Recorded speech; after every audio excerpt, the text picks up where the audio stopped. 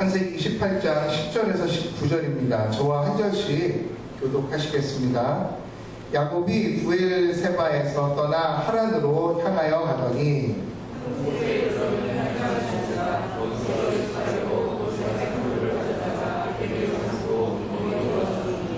꿈에 본즉 사닥다리가 땅 위에 서 있는데 그 꼭대기가 하늘에 닿았고 또 본즉 하나님의 사자들이 그 위에서 오르락 내리락 하고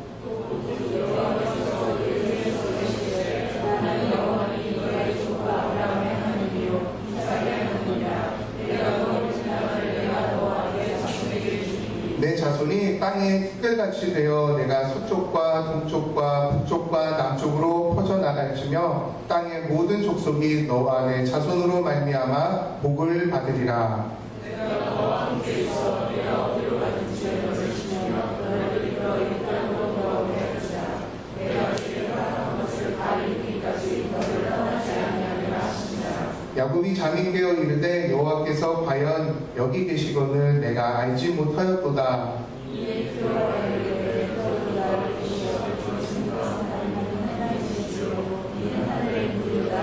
우리 19절까지 한 목소리를 읽겠습니다. 야곱이 아침에 일찍 일어나 베개로 삼았던 돌을 가져다가 기둥으로 세우고 그 위에 기름을 붓고 그곳 이름을 베델이라 하였더라. 이 성의 옛 이름은 루스더라. 아멘.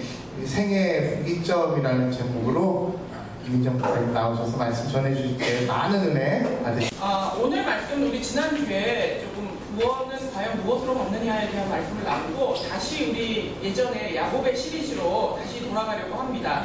그래서 이제 야곱이 이삭을 속여서 장자의 축복을 받고 이제 에서의 것을 빼앗고 나서 이제 나가자마자 에서가 들어와서 나의 장자권이 이제 사라졌구나 하는 것을 알게 되고 에서는 이제 살을 품고 이 야곱을 죽이려고 작정을 합니다.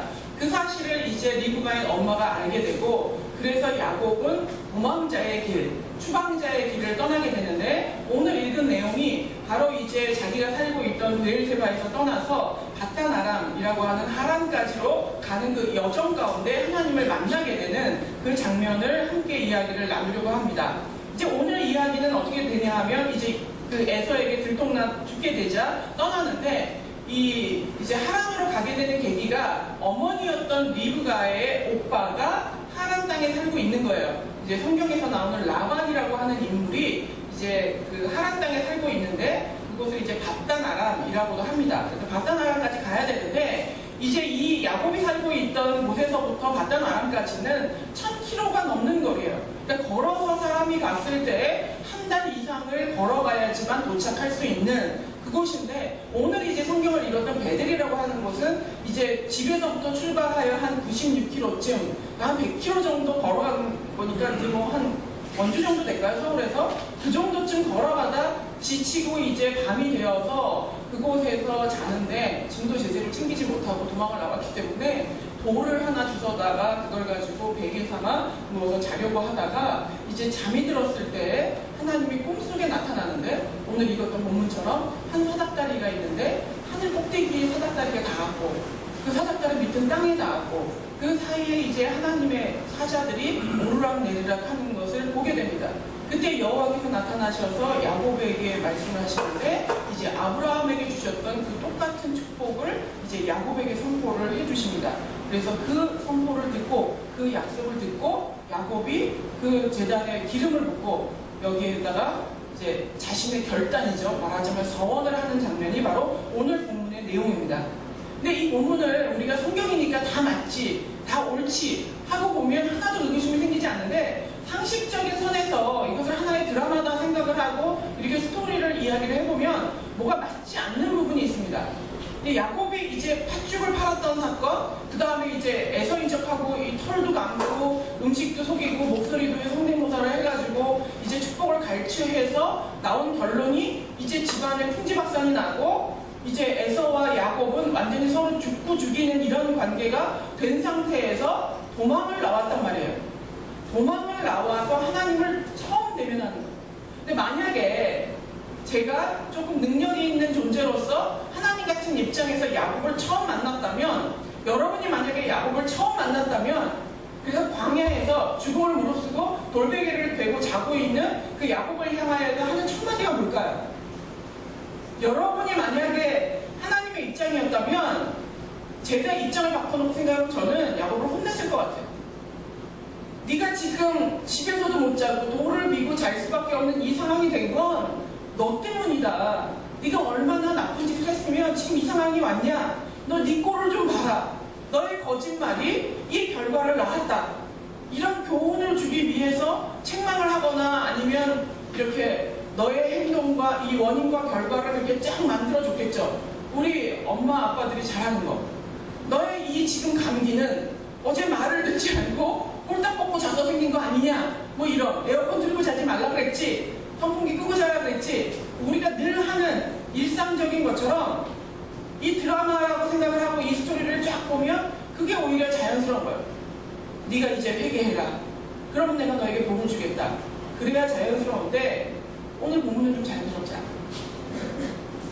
좀 초라한 모습으로, 막막한 모습으로, 지쳐있는 모습으로 자기가 했던 행동의 결과를 마치 당하고 있는 것 같은 모습으로 돌베개 베고 자고 있는 하나님, 그 야곱에게 하나님이 딱 나타나셔서 하는 이야기가 축복부터 쏟아놓는 거예요. 나는 너의 아브라함의 하나님, 이삭의 하나님, 너 야곱의 하나님이다. 내가 너와 함께하겠다. 온 땅을 너에게 다 주겠다. 모든 족속이 너를 섬길 것이다. 동서남북 모든 걸 다 주겠다. 그리고 내가 너와 함께하겠다. 이 상황은 아브라함이 이제 명령을 받고 본토 친척 아비집을 떠나서 놀라운 순종을 하죠. 그렇게 하고 나와서 하나님을 만날 때랑 차이가 없어요. 오히려 더하면 더할지 덜하지 않아요. 아주 말 잘 듣는 자신의 종에게 축복하듯이 야곱을 향하여서 하나님이 그렇게 축복을 하고 있다는 거예요. 너무 이상해요. 어떻게 똑같은 축복을 할 수 있냐는 거예요. 하나님 앞에 철저하게 순종을 하고 간 사람하고 이렇게 야곱처럼 자신의 방법을 써가지고 약삭빠르게 자기 것에 이득을 취한 사람에게 어떻게 이렇게 할 수 있냐는 거예요. 그러면 하나님은 선택한 사람을 향하여서는 이 사람이 죄를 짓던 나쁜 짓을 하건 화렴치한 행동을 하건 상관없느냐? 정말 그럴까요? 그렇지는 않아요. 그렇지 않은데 왜 하나님은 야곱에게 이런 축복을 하시는지 그 부분은 조금 이제 나중에 보기로 하고, 오늘 이제 이 본문의 배경으로 하나님은 과연 야곱에게 어떻게 일을 하고 계셨나를 먼저 살펴보려고 합니다. 참 재밌는 사실은 야곱이 이제 장자권을 어쨌든 받았잖아요. 하나님의 뜻이든 이 사람이 조금 땡겨서 좀 이렇게 속여서 받았던 간에 야곱에게 아브라함과 이삭과 야곱이라고 하는 이 계통이 흘러가도록 이제 정해졌어요. 차남이었지만 장자의 축복을 받았고 그 권리를 행사해야 되는데 이 야곱이 장자가 되기 위하여서는 무엇을 해야 하냐면 결혼을 해야 돼요. 근데 그 결혼은 누구랑 해야 되냐 하면 그 하나님의 가문 안에서 해야 돼요. 근데 가문이 많지 않기 때문에 어쩔 수 없이 족내혼을 해야 돼요. 같은 족속들끼리 결혼을 해야 되는 거예요. 근데 우리 2주 전에 이야기를 함께 나눴지만 에서는 어떻게 결혼을 했죠? 이방 여인과 결혼을 했어요. 하나님을 섬기지 않고 우상을 섬기는 가나안 여인들하고 결혼을 해서 이제 이삭과 리브가의 근심거리가 됐다고 했어요. 때문에 야곱은 어떻게 해야 돼요? 믿음의 가문으로서의 혈통을 이으려면 반드시 믿음의 자녀랑 결혼을 해야 되는데 누구랑 결혼을 하는 게 맞냐 하면 리브가의 오빠였던 라반의 그 딸들과 결혼하는 것이 가장 적합한 결혼 대상자였다는 거예요. 근데 지금 야곱은 어디로 가고 있죠? 그 라반의 집을 향해서 가고 있어요. 근데 목적은 뭐죠? 내 목숨 팔자고 가는 거예요. 지금 도망가는 거예요. 근데 그 도망가는 그 길이 무엇과 일치하고 있다고요? 장자로서 해야 하는 그 권리를 취득하기 위해서 갖추어야 되는 그 필요와 일치하고 있다는 거예요.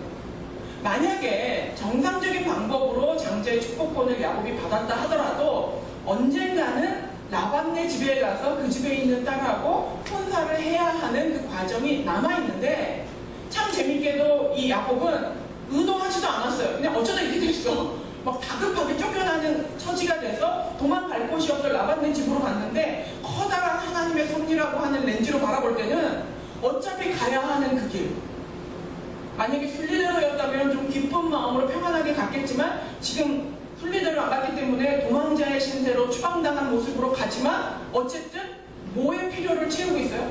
장자의 축복을 받기 위한 필요를 채우고 있다는 거예요. 저는 이 말씀을 보면서 우리의 인생을 돌아봐요. 내가 과를 잘못 선택했어요. 내가 이 대학을 가지 말았어야 되는데 그런 생각이 들 때도 있어요. 내가 이 직장을 갖지 말았어야 되는데, 내가 이 교회를 선택하지 말았어야 되는데, 혹은 내가 이 사람하고 관계를 끊었어야 되는데, 뭐 이런 후회가 되는 상황들이 있단 말이에요. 그리고 그 상황들은 어떨 때는 하나님 앞에 책망을 듣는 상황일 수도 있어요. 그런데 하나님의 섭리가 우리를 어떻게 인도하고 있다고요? 그런 잘못된 것까지도 합쳐서 우리의 필요를 채우는 방향으로 하나님이 우리를 큰 강물로 인도하고 있다는 거죠. 우리의 인생에 원치 않는 일들이 벌어질 때가 있어요. 그것이 내 잘못일 때도 있고 환경적인 문제일 때도 있어요. 그런데 걱정하지 않아도 되는 것은 오늘 이 야곱처럼 그 야곱이 하나님의 복을 받기 위해 필요한 조건들을 구비하는 쪽으로 하나님은 우리의 모든 선택과 그 행로를 인도하고 계신다는 사실입니다.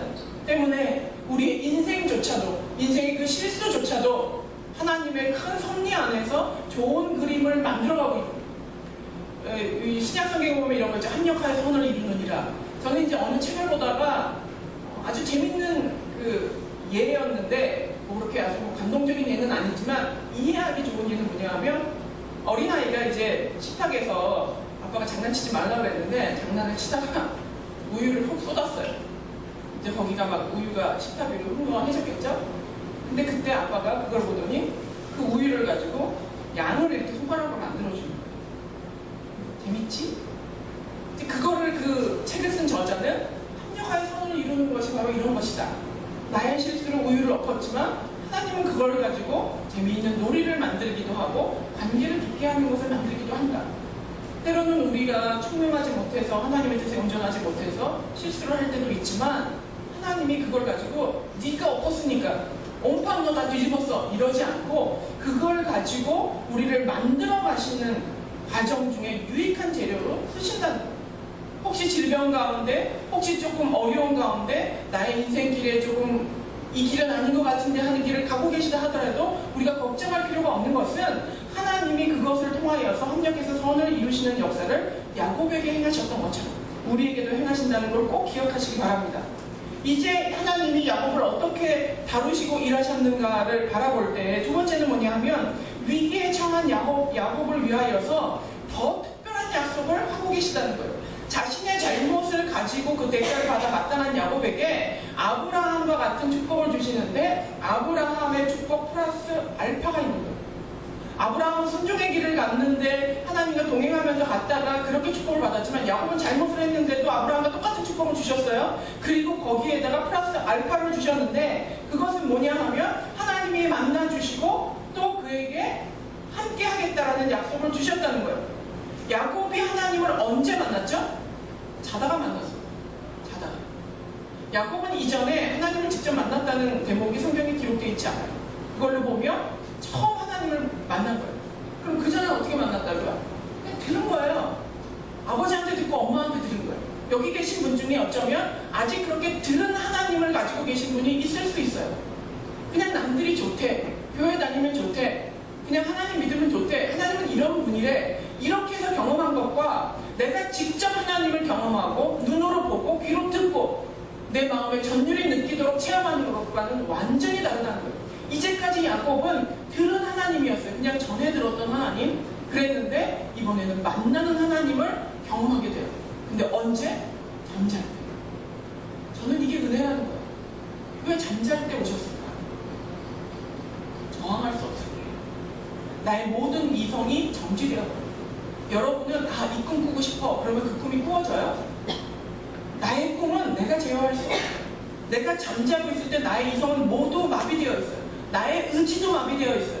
완전 무방비 상태예요. 만약에 내가 눈 뜨고 있을 때 하나님이 나를 만나려고 접근하시면 내가 느끼는 순간 내가 도망갈 수도 있고 내가 저항할 수도 있어요. 때로 우리는 성령님이 임하실 때 우리 마음 가운데 나 이거 내가 생각하지 못한 반응이 일어나면 어떡하지? 하고 훅 나가버리는 사람도 실제로 있어요. 이런 어떤 특이한 성령의 체험만을 얘기하는 것이 아니라 하나님을 만나려고 할 때 야곱은 이제까지 자신의 세상에서 살았고 자기의 플랜대로 자기가 계획한 대로 살았던 사람이에요. 근데 하나님이 이 야곱을 만나주시는데 어떻게 만난다고요? 야곱의 이성이 완전히 마비되어 있어요. 불가항력적으로 하나님이 돌연 찾아왔을 때 거부할 수 없는 방법으로 만나주신다는 게 크게 은혜라는 거예요. 그래서 꿈속에 만나는 것이 어찌 보면 왜 이렇게 희미하게 만나셨지? 그냥 뜻 아브라함 배처럼 직접 나타나시면 좋을 텐데 근데 야곱과 아브라함은 달라요. 야곱은 자기 의지가 강한 사람이고 하나님을 찾아본 적이 없는 사람. 그런데 하나님이 먼저 찾아나셨어요. 그래서 꿈속에서 나타나셨는데 그 꿈의 내용이 어떻다고요? 사닥다리가 이제 저 하늘 끝에 닿았고 사닥다리의 그 다리가 이 땅 가운데 닿았는데 하나님의 천사가 여호와의 사자들이 복수예요. 사자들이 오르락내리락 하고 있는 거예요. 야곱은 자기가 만든 세상에서 자기의 플랜을 가지고 자기에게 복을 만들기 위해서 애쓰면서 살았던 사람이에요. 나를 가지고 살았던 사람이에요. 하나님은 전에 듣기는 했지만 발견이 없어요. 내 삶에 영향을 미치는 그런 사람은 그런 존재는 아니었어요. 그런데 하나님이 이 사닥다리를 통하여서 야곱에게 뭐라고 얘기하시는지 아십니까? 나는 하늘에 있고 너는 땅에 있는 존재가 아니라 나도 땅에서 너와 함께하는 존재라고 하는 것을 보여주시는 거예요. 그 사닥다리가 그걸 보여주는 거예요. 우리는 신앙생활을 오래 하지 않거나 오래 해도 그냥 이렇게 일상적인 신앙생활을 하게 되면 아주 오랜 기간 저도 모태신앙으로 굉장히 어려서부터 열심히 신앙생활을 했지만 대학교 다닐 때까지 하나님은 창조주였어요. 너무나 두려운 존재였고 너무나 크신 분이고 저 하늘 멀리서 이 인간 세상을 통치하시는 그런 분인데 나라는 그렇게 나의 오늘 하루, 내가 오늘 밥 먹는 거, 내가 무언가를 선택하는 것까지 영향을 미치실까? 그거는 믿지 않았던 것 같아요. 근데 대학교 들어가서 남서울교회 홍정길 목사님이 심호하셨던 교회를 다녔는데 계속 인격적 하나님 보는 거예요. 아니 그럼 뭐 내가 섬기는 하나님은 뭐 인격적 하나님이 아니고 다른 분인가? 도대체 무슨 말을 의미하는지 모르겠는 거예요. 근데 그 인격적 의미의 하나님을 만나게 되었는데 그것이 결국 저에게는 하나로 해석이 되었어요. 나와 상대가 대화 나눌 수 있고 반응할 수 있는 그 인격을 볼 수 있는 분인가요? 이 땅에서 사는 나의 인생을 바꿀 수 있는 분으로 인식하고 계신가요? 그게 필요하다. 야곱은 하나님을 인정했지만 하나님은 하늘에 계시고 난 땅에 있었어요. 자기만의 세상을 가지고 어머니와 함께 플랜을 짜서 나갔어요. 그런데 이 베델에서의 만남을 통해서 뭐가 변했다고요? 이 땅에 하나님의 라인이 내려온 거예요. 사닥다리가 눈에 보이게 내려와서 그 하늘에 계신 하나님이 이제 땅에 있는 너와 함께 한다는 것을 눈으로 보여주고 귀로 들려주는 거예요. 그것을 보고 야곱은 달라지기 시작해요. 나의 인생을 바꿀 수 있는 분이 하나님이구나. 나의 하루하루를, 나의 일상을 변화시킬 수 있는 그 하나님이 바로 내가 믿는 하나님이구나. 그거예요. 그렇다면 오늘 여러분이 여러분의 하루 가운데, 일주일, 한 달, 여러분의 인생 가운데 무언가를 선택할 때 기도해야 되고 하나님 앞에 물어봐야 되고 하나님과 고민하면서 결정해야 되는 이유가 뭐라고요? 나의 일상을 컨트롤하는 분이 하나님일 수 있다는 것을 인정하는 거예요. 야곱의 변화는 그 변화가 온 거예요. 그래서 오늘 이 사닥다리가 야곱에게만, 야곱의 세상으로만 내려오는 사닥다리가 아니라 저와 여러분의 세상에도 내려오는 사닥다리가 되어서 이제까지 내가 하나님 앞에 이렇게 구체적인 것을 기도하지 않고 이렇게 하나님이 나를 이렇게 움직일 수 있는 분이라고 여기지 않고 멀리만 계신 하나님이라고 여겼다면 오늘 이 시간으로 바꾸시기 바라요. 하나님은 나를 바꿀 수 있는, 나의 환경과 나의 모든 일상을 바꾸실 수 있는 아주 구체적으로 임재하시는 분이라는 사실을 꼭 기억하시기 바랍니다. 그리고 이제 아까 말씀드렸던 플러스 알파, 그게 뭐냐 하면 아브라함 이래로 하나님께서 약속을 하셨어요. 모든 땅을 너에게 주리라. 그리고 이 자손을 널리 퍼지게 하고 동서남북으로 완전히 가득 차게 하리라. 아브라함에게 주셨던 약속 이삭에게 똑같이 주셨고 그 장자의 축복을 받은 야곱에게 똑같이 주셨어요. 근데 거기에 하나가 더 덧붙여져요. 28장 15절에 뭐라고 되어 있냐면 내가 너와 함께 있어 네가 어디로 가든지 너를 지키며 너를 이끌어 이 땅으로 돌아오게 하겠다. 지금 쫓겨가고 있잖아요. 너를 안전하게 돌아오게 하겠다. 내가 너에게 허락한 것을 다 이루기까지 너를 절대로 떠나지 않아. 이 약속이 완성되는 그날까지 나는 너와 함께 하겠다는 거야. 내가 너와 함께 이동하고 함께 동행하고 너랑 같이 거기 갔다가 너랑 같이 돌아오겠다는 거예요. 그래서 너는 반드시 네가 그리워하는 그 고향으로 완전히 회복되는 그때까지 내가 너를 보장하겠다는 거예요. 지금 여러분의 삶은 내가 꿈꾸는 삶에서부터 혹은 약간의 추방자처럼 약간의 도망자처럼 아 여기까지 도달하지 못하였구나, 내가 완전히 회복되지 못하였구나 하는 상황일 수도 있습니다. 하지만 하나님이 약속하시는 거예요. 내가 너를 회복시키겠다는 거예요. 그리고 지금 상황에도 함께 하겠다는 약속하겠다는 거예요. 그게 바로 아브라함보다 더 추가된 야곱을 향한 복이라는 겁니다. 이 복의 핵심은 뭐죠? 마치 야곱이 고민하고 있는 걱정을 그대로 갖다 옮겨놓은 것 같아요. 야곱이 지금 뭘 걱정하겠어요? 내가 다시 고향으로 돌아올 수 있을까? 다시 내가 살던 곳에 회복할 수 있을까? 혹은 살아 돌아올 수 있을까? 그 한달 넘는 광야길, 짐승이 있고 전갈이 있는 그 사막의 길 가운데 과연 나는 안전하게 도착하고 안전하게 다시 돌아와 나의 부모님의 얼굴을 볼 수 있을까? 지금 당면한 이 이상의 고민이에요. 그 고민을 아주 유리병처럼 들여다보신 것처럼 그렇게 약속하고 있는 거예요. 네가 걱정하고 있는 지금 그것을 내가 약속해.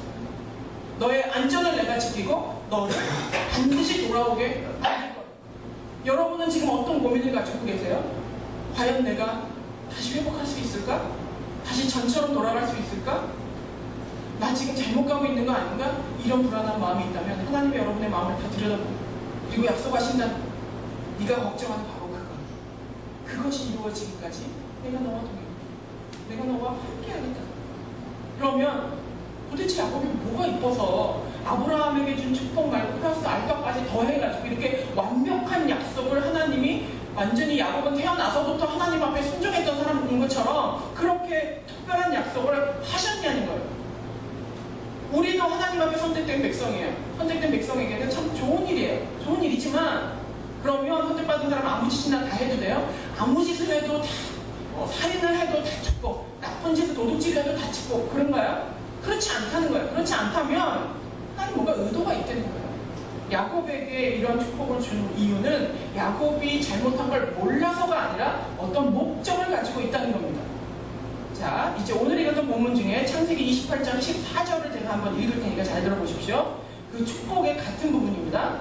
내 자신이 네가, 그러니까 야곱을 향해서 네가 땅에 티끌같이 되어 먼지, 모래알처럼 그렇게 많이 되어서 네가 서쪽과 동쪽과 북쪽과 남쪽으로 퍼져나갈지며 아까의 축복과 연결된 거예요.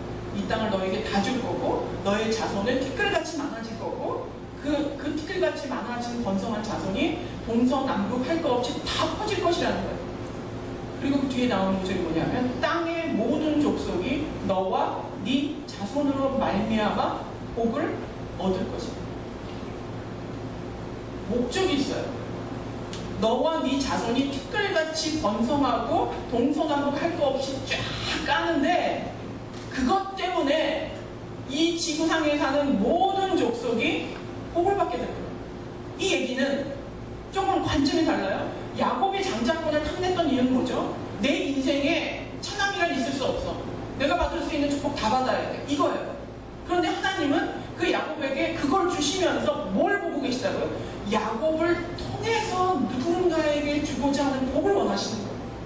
그래서 비록 잘못했지만 이 야곱에게 내가 너와 함께하겠다. 내가 너를 반드시 아브라함의 복을 줘서 티끌같이 네 자손이 퍼지고 동서남북을 통치할 수 있는 모든 그런 힘을 주겠다 하는 이유는 뭐라고요? 그 힘을 가지고 너만 잘 먹고 잘 살라는 것이 아니라 그 야곱이라고 하는 통로를 통하여서 이 모든 땅의 축복을 뿌리라는 얘기예요.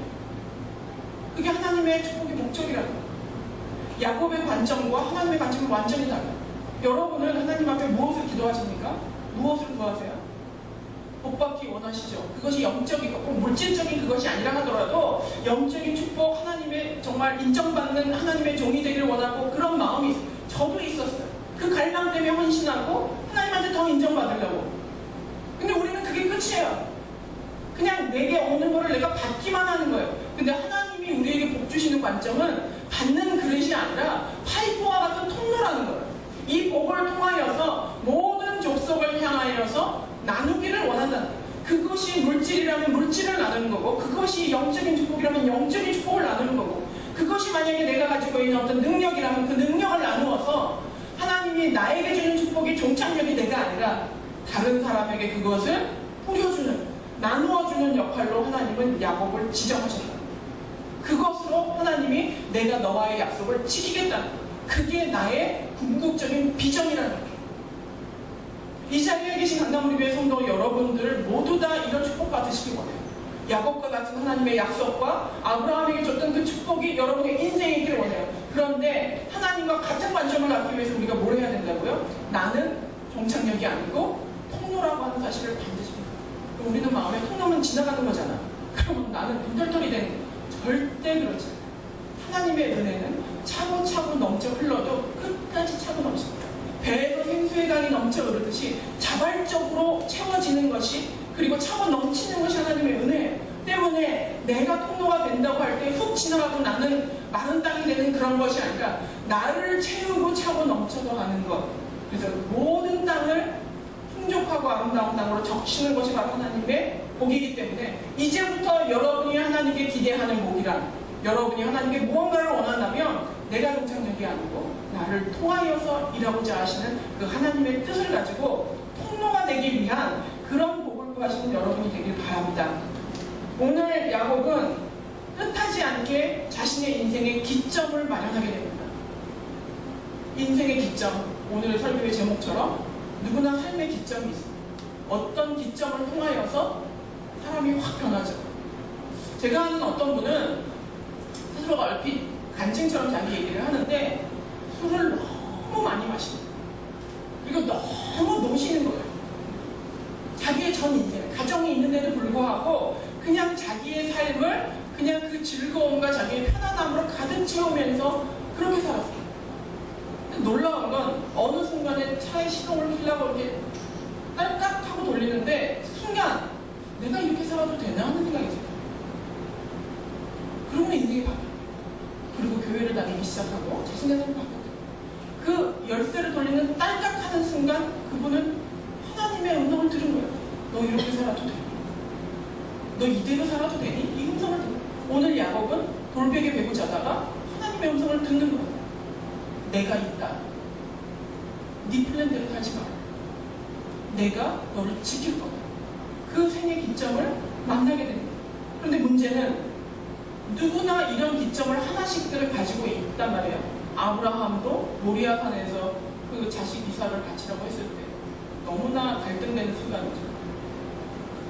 사도 바울은 다메섹 도상에서 예수님을 믿는다는 이유 때문에 사람들을 돌로 쳐 죽이는 주동자의 역할을 하다가 예수님을 만납니다.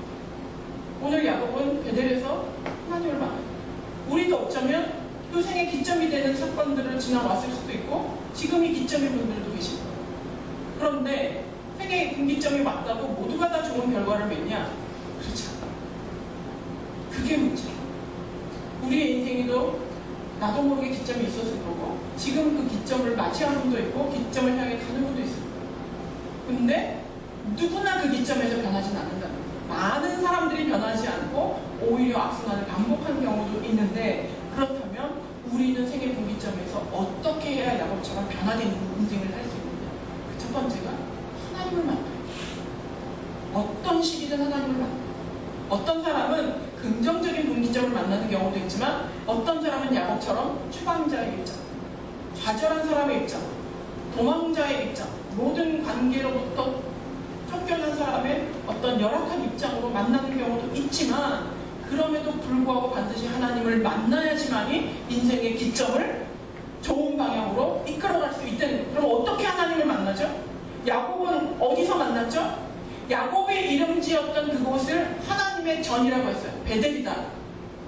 학자들에 따라서 다른 것은 야곱이 그곳에 있었기 때문에 사닥다리가 있었고 하나님을 만났다 하는 사람도 있지만 또 어떤 부류는 야곱이 하나님의 임재가 있는 곳에서 잤다라는 얘기도 있어요. 그 얘기는 지금 이 시대로 따지면 예배의 자리에, 은혜의 자리에 나가지 않는 한 우리는 그 기점을 하나님의 방향으로 전환시키기가 어렵다는 겁니다. 그래서 억지로라도 그 자리에 가서 자더라도 그 자리에서 내 의식이 없더라도 그 자리에 머물러 있는 것이 중요하다는 거야. 하나님의 임재가 있는 거, 하나님 만날 수 있는 그곳에 내 몸을 갖다 옮겨놓는 것. 그래야지 내가 인생의 분기점을 만났을 때 그 기점에서 하나님이 나의 인생을 바꿔줄 수 있다는 겁니다. 그러면 왜 하나님을 굳이 만나야 됩니까? 그 분기점에서 내가 깨달음만 얻으면 되잖아요. 그것은 하나님의 원하기 때문에.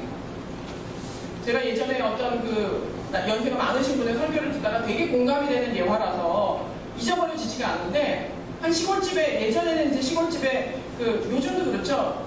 사람이 묵는 이런 데가 있으면 그 마당 안에 그 소 우리가 있잖아요. 근데 집에 불이 난 거예요. 불이 나가지고 이제 홀딱 다 집이 다 타고 있는데 이 소가 아무리 끌어도 그 우리에서 나오질 않는 거예요.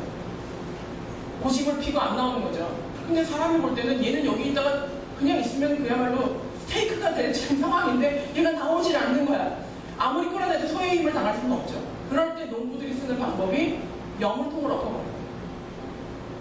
그 소의 밥그릇이죠. 말하자면 내 밥상을 엎은 거예요. 그 사람으로 치면 소가 먹는 그 여물통을 엎어버리면 그때는 소가 같이 나옵니다.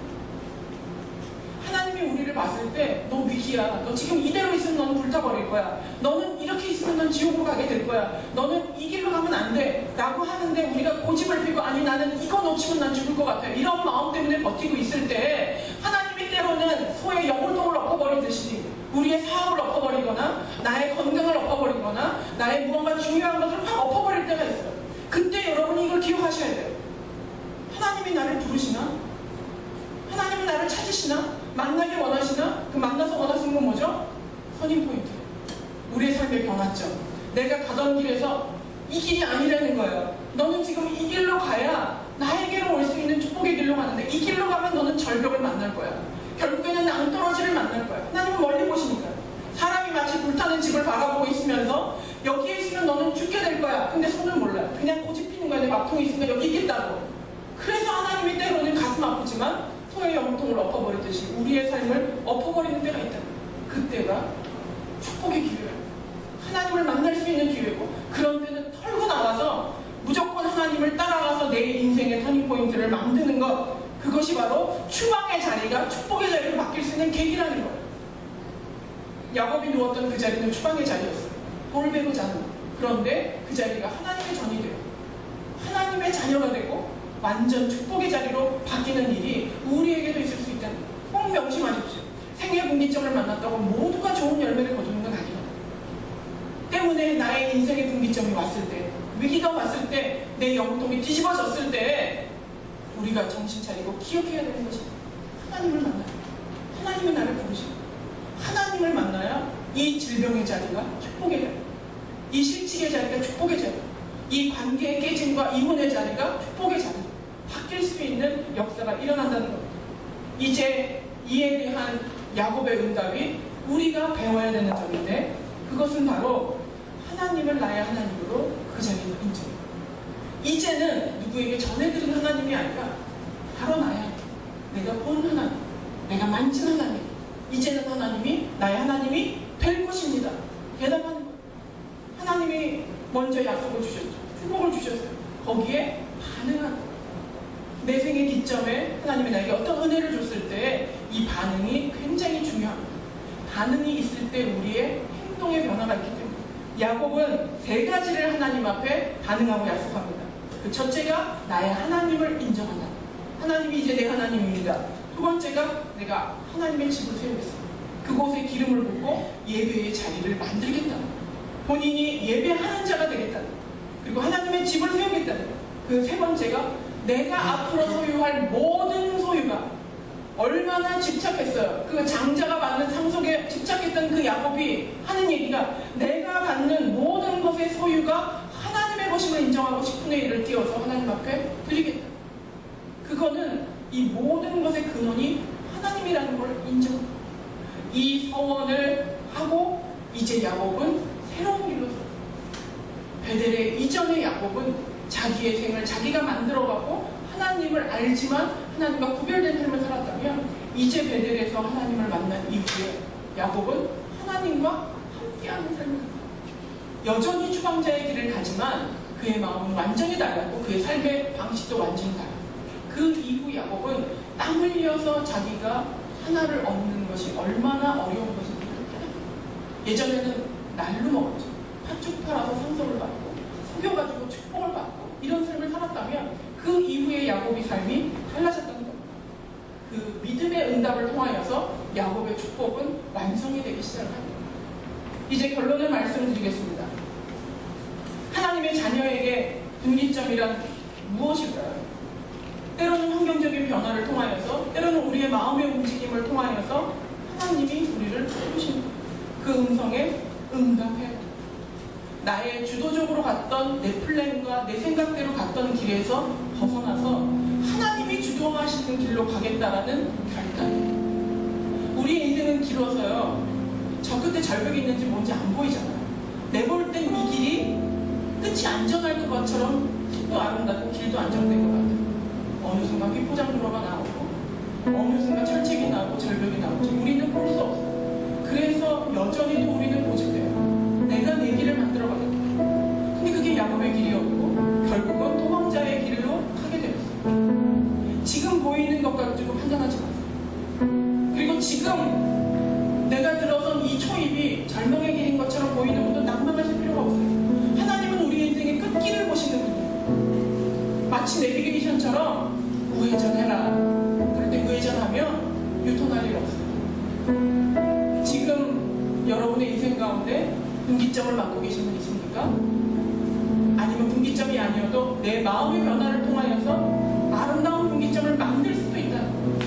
내가 이 야곱처럼 나를 향한 축복이 아니라 나를 통한 축복으로 집중하겠다고 한다면 하나님은 이 땅에서 그런 사람을 너무 갈급하게 찾으세요. 모두가 다보다보 하면서 나의 복만, 나의 가족에 대한 복만 바라고 있기 때문에 누군가가 나의 통로가 된다면 하나님은 가차없이 그 사람에게 달려가셔서 복을 주실 거예요. 저와 여러분이 하나님의 이런 영적인 은혜와 축복을 가장 쉽게 받을 수 있는 방법이 뭔지 아십니까? 하나님 나를 통해서 사용해 주세요.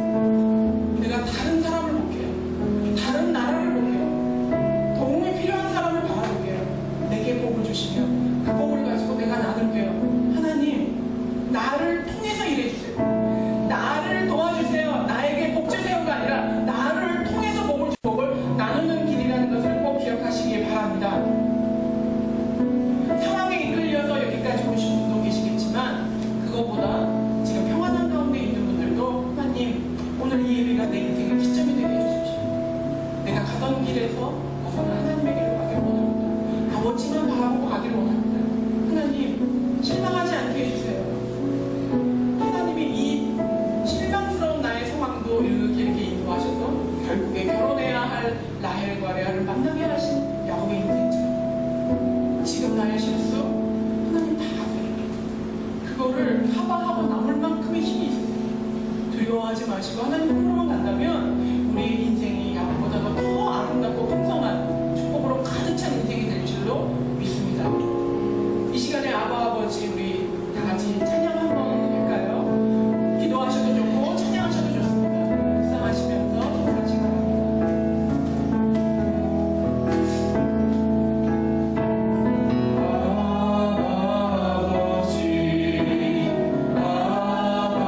아버지 날 보시고